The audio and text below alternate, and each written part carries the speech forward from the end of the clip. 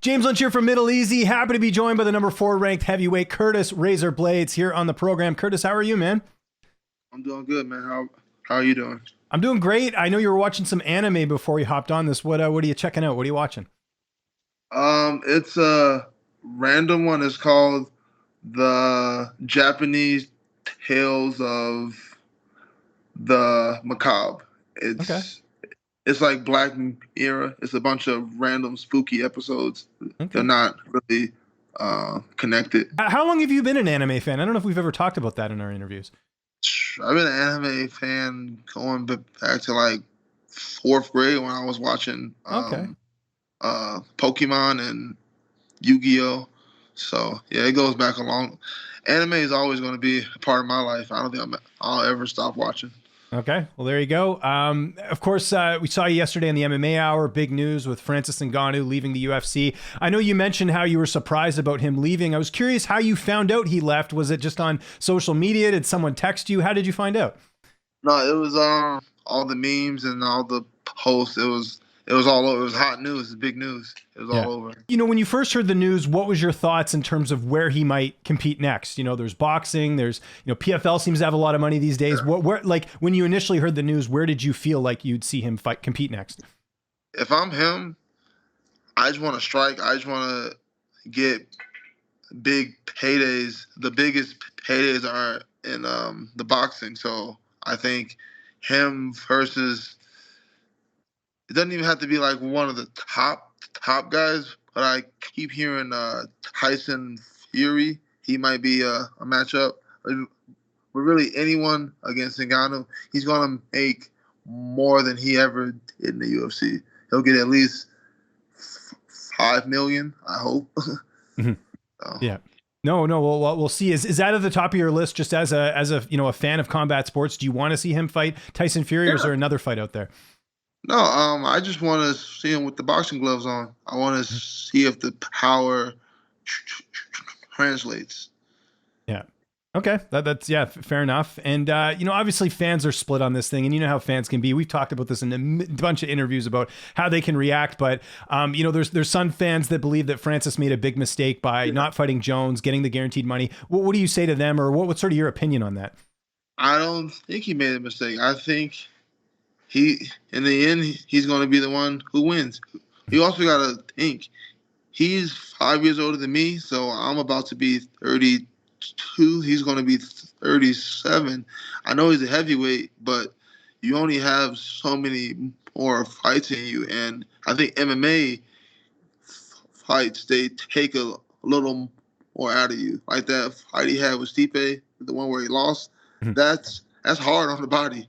All that wrestling, especially for big guys. I think he has another like 4 really strong years where he can make some real money. Yeah. No, I'm with you there. And then, also as well, like we've sort of found out that there was a bunch of things that he had requested from the UFC aside from pay. One of them was health insurance. What did you think of him? Because I know obviously you guys have fought and there's a history there, but there's got to be a level of respect knowing that a guy in that position is willing to go toe to toe with the UFC and ask for health insurance. What did you think of that? I thought that was very courageous, because you have to know who you're dealing with. The UFC is not going to be happy about that, which obviously they were not. So that was risky, and that might have been a deal breaker. But he asked for it anyway, and I can only respect that. And just last thing on Francis, I think one of the concerns with some people is that he's representing himself. Of course, he had a manager. I believe that manager is not in MMA anymore. What do you make of that? Because I know you have a really good manager. You sort of rely on him for fight bookings. Do you think Francis is making a mistake not linking up with someone like even in the boxing world just to represent him? Yeah, I think just unless he really believes that he understands the game that well. I know I don't. So yeah, I rely heavily on my management, because that's not my thing. I don't have the years and years of experience in that world. So I do think it might be a mistake. Yeah. So we are 24 hours, I think, removed from the interview on the MMA Hour yesterday. Has there been any updates on a potential fight with Sergei Pavlovich at all?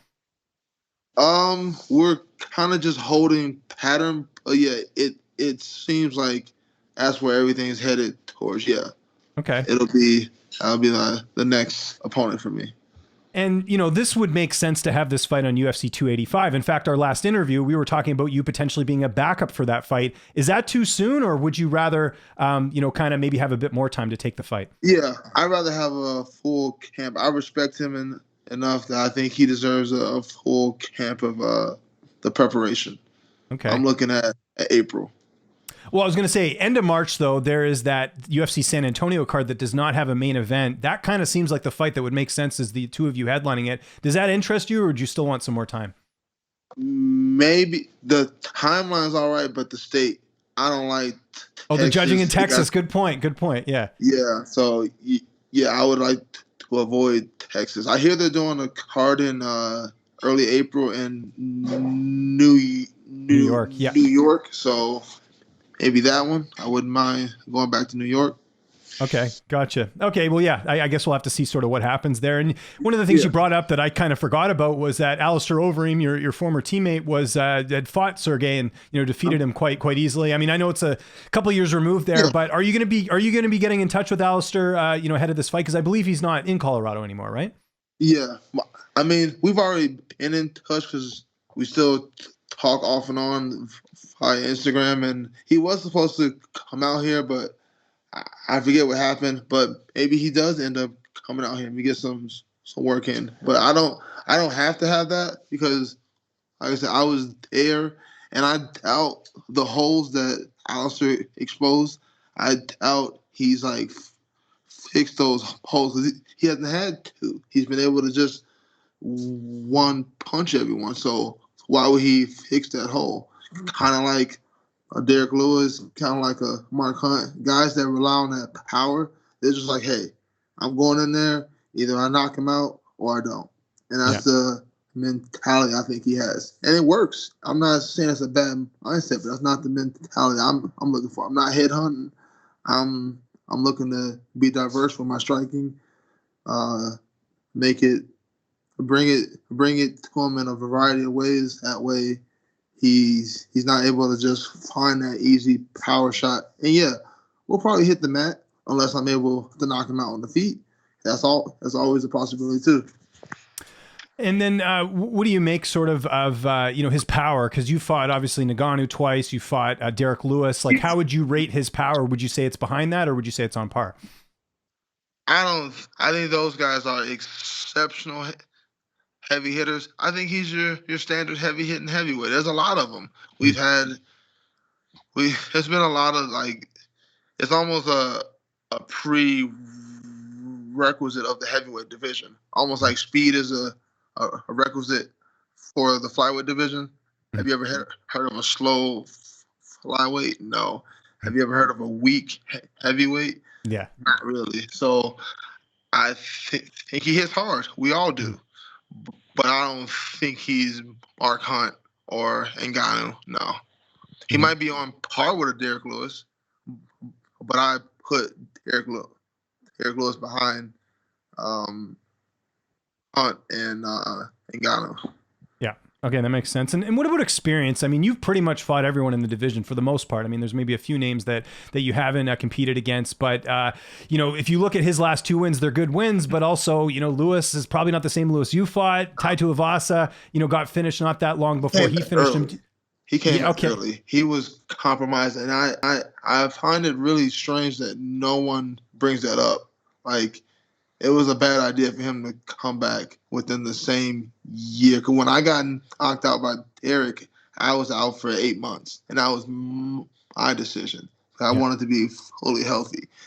Because then that next fight I had, Jorginho, he hits me with that flying knee.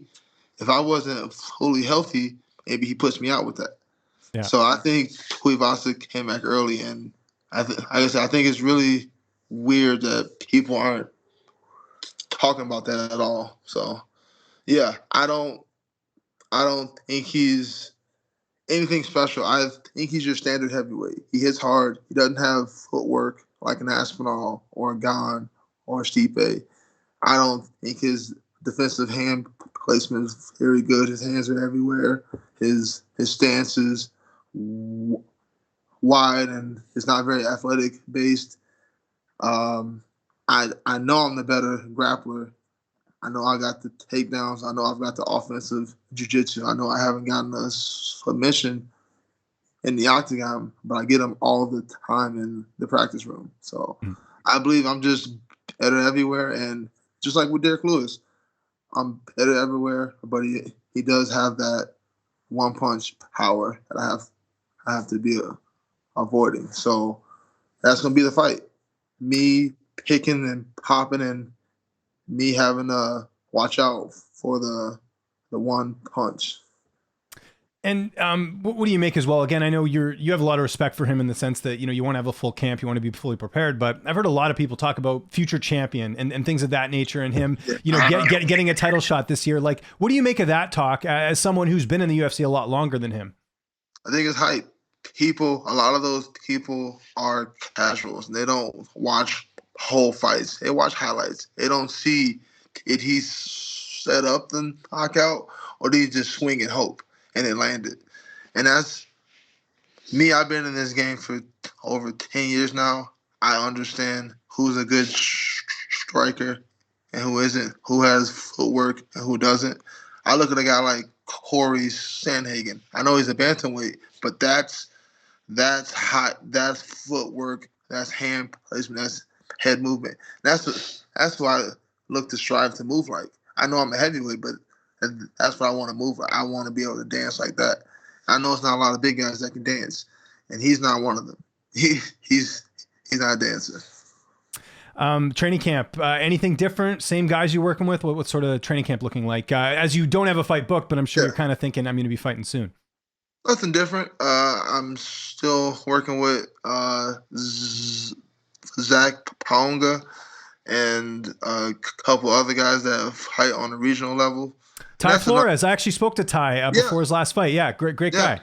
I work with Ty. I work with another guy, Vanilla. Have you heard of him? He fights for LFA. Yep. I work with those guys. So yeah, those are my big guys, and they've helped me get to where I am right now. I think they'll do a great job of getting me ready. Do you think you'll bring anyone in if the Pavlovich fight is booked, or I guess you'll have to assess once you figured out the date and all that different stuff? We'll see. Yeah. Maybe bring in a guy for like 2 weeks, like a guy who isn't my friend, who I don't mind like hitting harder than usual. Maybe. Yeah. How does that work? Would you like reach out to them on Instagram or get in touch with their manager? Yeah. I would just reach out like, hey, I'm willing to pay for your room and board. I'll pay for your flight, and I'll give you a daily $50-$60, and we spar. Okay, there you go, giving us some insight there. That's great, man. How's the weight right now? Because again, you don't have a fight booked, and I know you try and keep it at a reasonable range. How's all that going? 280. Okay. Yeah, but once we get in the camp and the workouts intensive, it only takes about a month, a few weeks, and then it just starts coming down. And what would be your prediction for the fight if it does end up happening? You and Sergei, getting ahead of ourselves here, but how would you see that fight playing out? I think I find the finish. I don't know if it's on the feet or on the ground, but I think if we do get on the ground, I think I can get a submission. Okay, nice. I like that. And obviously, I know you were asked about it yesterday, but I got to ask you as well here. Jon Jones, Cirl Gane. How do you see that fight playing out? Because that's a really interesting one with Jones having not fought since he fought your buddy Dominic Reyes 3 years ago. Well, like I said yesterday, it's all about the mindset that Jon has. Like, does he want to just win? Because if he does, he wrestles. We know he's got the wrestling. We know he's got the jiu-jitsu. And we know that Cirl Gane has shown a major hole in that area. Or does he have the mindset of, hey, I want to prove to people that I can beat guys at heavyweight exactly how I beat guys at light heavyweight, and that was with on the feet and being creative and open. The only issue is if you play that game opens you up. Like if you throw something heavy and you miss and he slips and he hits you, are you going to be able to eat that the way you were able to eat it at light heavyweight? I don't know. So it all depends on Jon's mindset. But I think he's going to have the mind frame that he wants to make a statement immediately. He just wants to win. I think he wrestles, so I think he wins. And then, do you sort of get the idea there won't be a backup for that title fight just because they've already put another title fight on the card? Is that kind of what you're thinking? I guess not. Yeah, your guess is as good as mine. I don't know. Okay. Well, I just figured that because they added another title fight on there, so I thought maybe if for some reason it didn't happen, knock on wood, that they have that other title fight, right? They could use as well. So, and then there's been some talk obviously about Stipe, saying, "Hey, I'll get the winner," and him saying all this stuff. What the fuck? Yeah. Well, let me ask you this: like, why? I guess if you're going to the UFC, what would be your case that you would tell them as to why you would deserve it if you do beat Pavlovich next? Why you would deserve it over him? I was just curious. Because it depends on what he is deserving. Are you a name? Because he's a bigger name than me. Even if I head kick, knock out Pavlovich, I don't have as many Instagram followers as Stipe, and I'm not gonna in that short amount of time. Mm-hmm. So if it's all about like I said with Gane, if it's all about putting asses in the seat, you're gonna give it to Stipe.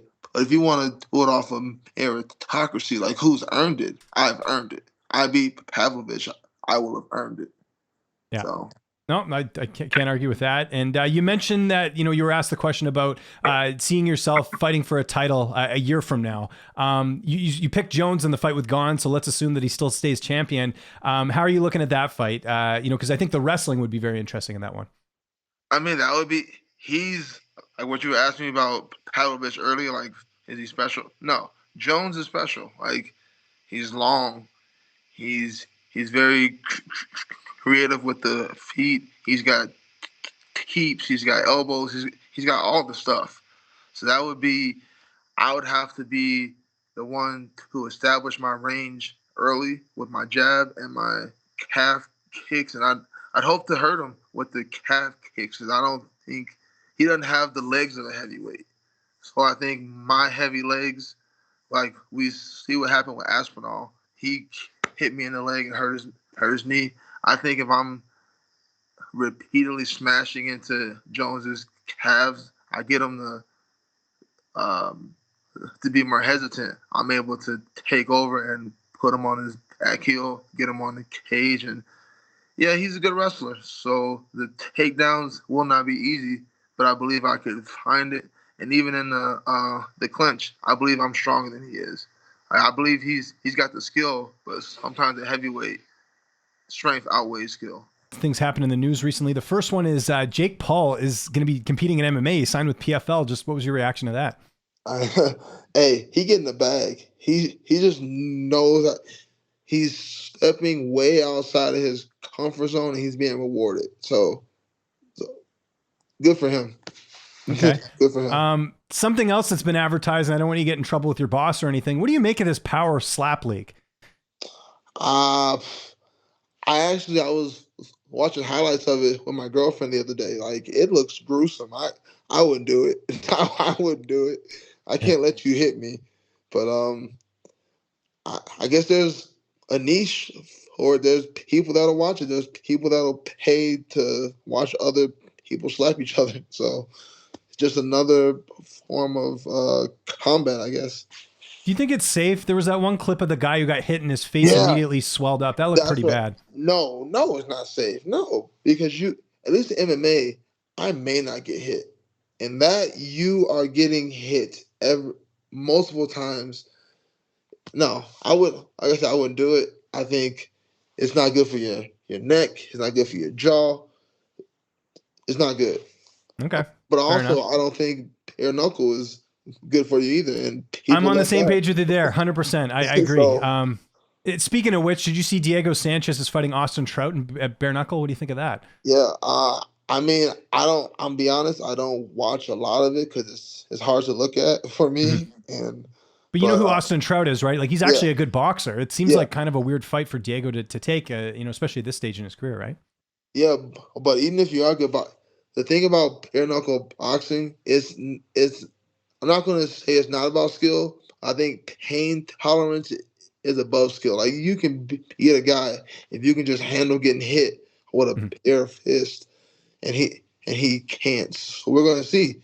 I've never been hit in the face with a a bare fist before. I don't know if I can No, handle no that. college brawls or anything. No, you stayed out of Nope. that. Yeah. No, I Okay, that's never got good. into no brawls. Nuh-uh. So Okay, fair I don't enough. know if Fair I enough. can handle a hit to the jaw, bare Yeah, knuckle. I don't want to find out either. for sure. Okay, last question before we get out of here. Always got to ask this. How's your daughter doing? She's last time we spoke, I know she was just you had a month or two. What is it? How old is she? I was always trying to forget that. She's 4 years old. Oh, Her so birthday was preschool then. July. Yeah, that Yeah, makes sense. yeah. I think the last time we spoke, she had just started school. She's doing great. She got a lot of little friends. She likes to go swimming every day. She actually developed a speech impediment. Remember you mentioning that, and that's something So that's good you identified early on, right? Because it's yeah, something that you've gone through too. we got her in the speech therapy, and that's helping a lot. Hers, I can hear the differences night and day over the last like 4 months. So I'm happy about that, and her life's good, which that makes me happy. For sure. Hey, Curtis, thanks for doing this. Always appreciate it. Hopefully next time we talk, you'll have a fight booked. But Yeah. in the meantime, man, if there's anyone you want to thank, sponsors, social media, you name it, I'll give you the last word. As always, shout out to Team Elevation, Vinny Lopez, Cody Donovan. Shout out to my boy Razak on his win last weekend. And what a post-fight speech that was. I love that, going after Buckley. Yeah, he wild. Yeah, he crazy. But yeah, I hope he gets that fight. And that's it. Yeah.